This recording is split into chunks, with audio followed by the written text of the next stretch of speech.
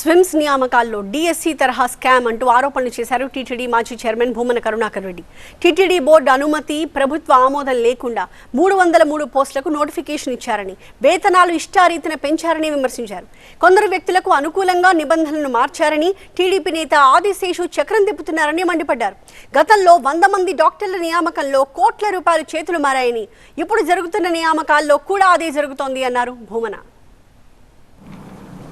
చంద్రబాబు నాయుడు గారికి సమీప బంధువైనటువంటి ఒక వ్యక్తి స్విమ్స్లో చక్రం తిప్పుతున్నాడు.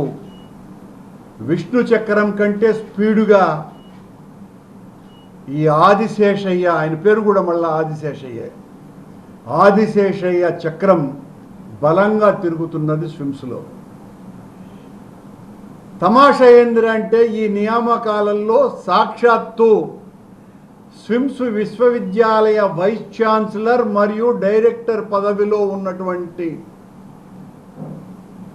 వ్యక్తి అయిన డాక్టర్ ఆర్వి కుమార్నే పక్కకు దోచేసినారు.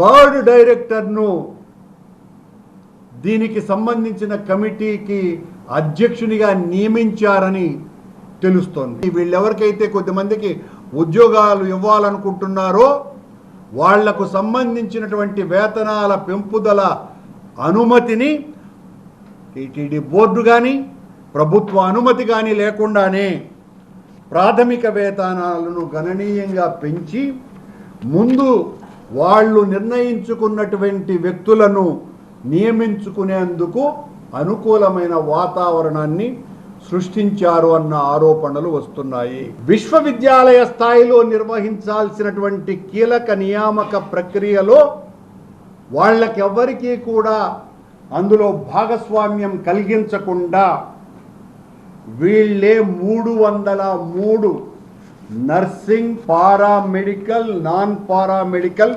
పోస్టులను అమ్ముకునేటువంటి కార్యక్రమం చేస్తున్నారు.